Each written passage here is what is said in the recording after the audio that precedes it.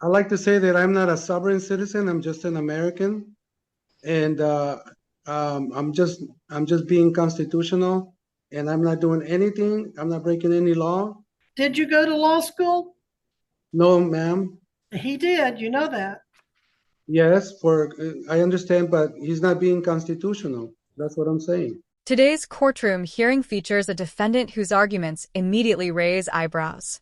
He's facing charges related to driving a vehicle without proper registration, but instead of addressing the issue directly, he challenges the court's authority and insists the case shouldn't even exist. The hearing quickly turns into a tense exchange as the judge attempts to keep the proceedings on track while the defendant refuses to cooperate. Things become even more interesting when he claims he can't use his camera during the virtual hearing. Watch until the end to see how the judge handles the situation. I'm trying to get the phone working too. He was trying to get in on his computer, but he couldn't figure out how to make it work. And then he got this wiggly gray screen. So then there was a question of, well, does he have capabilities on his computer?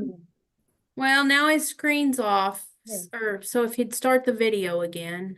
Mr. Abel, did you say you can use your phone? Just go ahead and come in on your phone. I'm on the phone. I'm on the phone already. I'm going to set this over in order that you appear at the courthouse next time. How's that? I have the medical condition that I've been dealing with.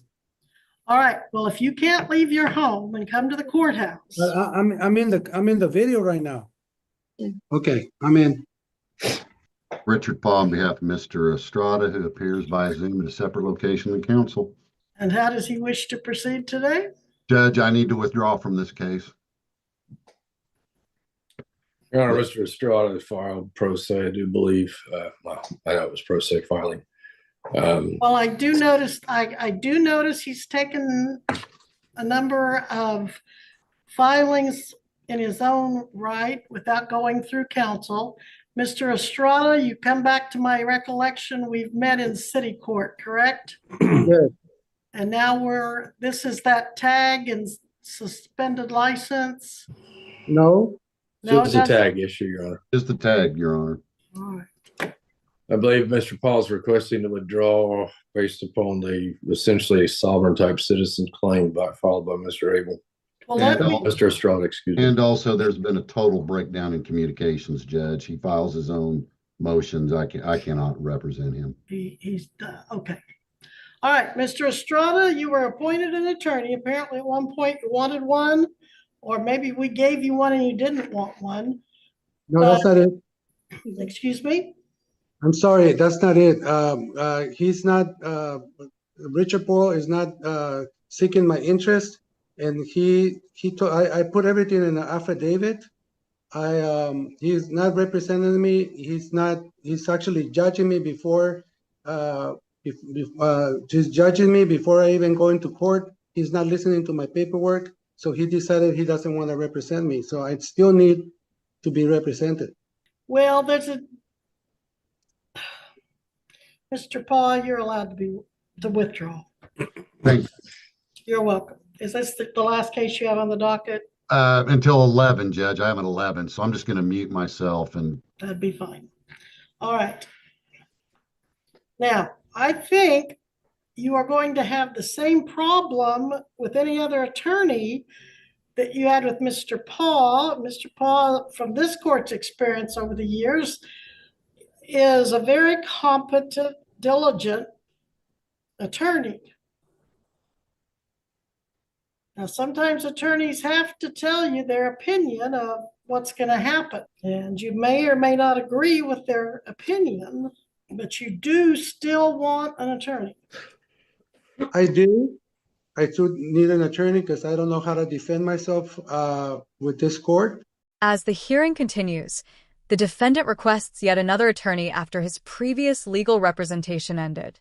The court reviews his request while discussing the procedural history of the case, including several filings that complicated the proceedings. Throughout the hearing, the judge remains calm and professional, carefully explaining the legal process and reminding the defendant that courtroom rules still apply. Despite repeated opportunities to move the case forward, the defendant continues raising arguments that fail to persuade the court. and also I have a thread of the communications that you can see it, and I'm not getting represented correctly. I'm sure he's a competent but attorney, but I proceeded to give all my information, all my laws, and he All of doesn't your what? Your laws? the laws, the Constitution.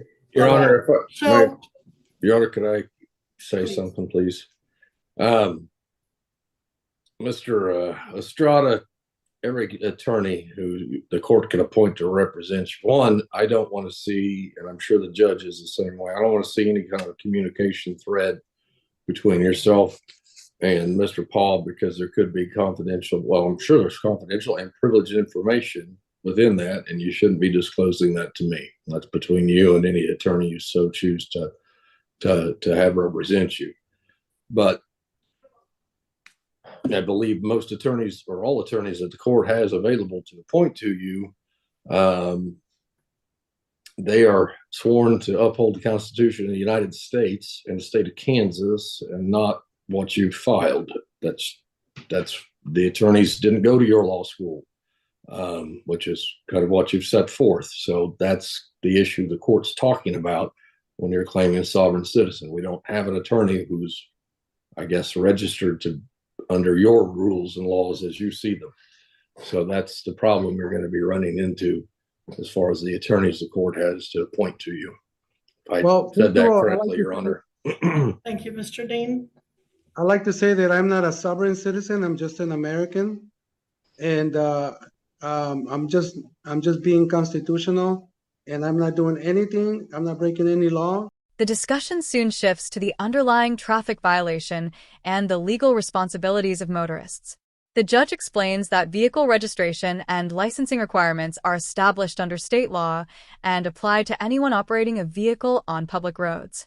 Rather than focusing on the facts of the case, the defendant continues disputing the court's authority, making it increasingly difficult to resolve the matter. With every exchange, it becomes clear that the hearing is moving further away from a simple traffic case and toward a debate over legal procedure. Well, So sir, you said the attorney wouldn't accept your laws or follow your laws. no, that's not what I said. I Okay, said what did you say? Because I said thought that- you said you were trying to train him on the laws, in essence. no, I don't. I'm just presenting the law to All right. him, and he doesn't even read my documents that I presented, which is the law. Did you go to law school? No, ma'am. He did, you know that. Yes, I understand, but he's not being constitutional. That's what I'm saying. But you didn't go to law school, so are you sure you know what being constitutional involves? I mean, we all can read the Constitution and understand, yes, but there's a lot involved in interpreting that. Do you understand? I understand what you're saying, ma'am. All I'm saying is that he's using case law, not constitutional law. And he didn't see all my paperwork. He just ignored it. He just blew through it and then gave me the wrong dates. I presented all the documents, and he didn't even look at it and ignored the paperwork. Well, no, I like to address. I like to first, if possible, we can a motion to dismiss with extreme We're prejudice. not going to do that today. All right, I'm going to one more time appoint you an attorney. Your Honor, could I make a request to the court on this matter? Sure. This case carries a maximum sentence of 30 days. Doesn't even have an eligibility or requirement that he be provided an attorney. Well, I'm just. there's just saying, potential jail time. I would like to have if the court wants. I understand if the court wants to appoint an attorney. Absolutely, don't dispute that. That under the circumstance of the defense that's wanting to be presented, I would ask the court to appoint somebody. I get Mr. McClendon still available. That's just what I was thinking. He's here in town. We set this next hearing, give sufficient time, perhaps 60 days, perhaps longer, and we just have it set for a bench trial.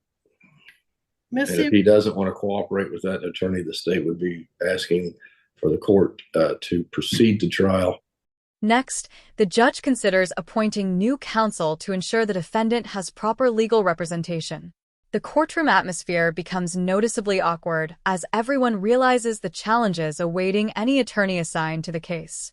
Even so, the judge remains respectful, emphasizing that every defendant deserves competent representation while also expecting everyone involved to follow courtroom procedures. It's a fascinating moment that highlights the balance judges must maintain between fairness, patience, and keeping the court running efficiently. You pointed me to his case briefly, and then Mr. Watson and I had a discussion and figured it would be more proper for a district court case. Will you take the appointment if I give him back to you? I guess, Judge. All right. So you two have already met Mr. Estrada, right? The good news was he got it dismissed for you in city court, but the bad news is for you, it's back in district court. All right, so do you agree, Mr. McClendon, that we ought to just set it for bench trial, or maybe what do you We want can to set do? bench trial, Judge. I'm familiar enough with the case. Okay. He has filed some pro se motions. Okay, Missy, give me a trial date, please. We can resolve those motions at trial, Your Honor. Sure. January 3rd at 11. Does that work? Yeah, it should be fine. Do you want to do that in person, or I guess on Zoom, probably? Well, generally we do them on Zoom. Now, if there's some special reason not to, I would hear the argument, but at this time I'm going to set it for Zoom. That's fine, Judge. All right. Thank you, Mr. McClendon. I appreciate your willingness to do that. Mr. Estrada, I will continue. You're not on bond, but I will continue the order that you reappear for bench trial January 3rd at 11. And I trust you have Mr. McClendon's contact information and he has yours from your I city do. appointment? Yes. You do? All right, thank you. If there's nothing further, we will be in recess on this matter and you are excused. As the hearing comes to a close, it's obvious this case is far from over. The defendant continues standing by his arguments despite the judge repeatedly explaining the applicable law and courtroom procedures. Whether the next hearing changes the outcome remains to be seen, but one thing is certain. This case delivers no shortage of unusual courtroom moments. What are your thoughts on this hearing? Did the judge handle the situation appropriately, or would you have approached it differently? Share your opinion in the comments below. If you enjoy real courtroom hearings, legal analysis, judge reactions, and fascinating court cases, don't forget to like, subscribe, and turn on notifications so you never miss a new upload. Thanks for watching.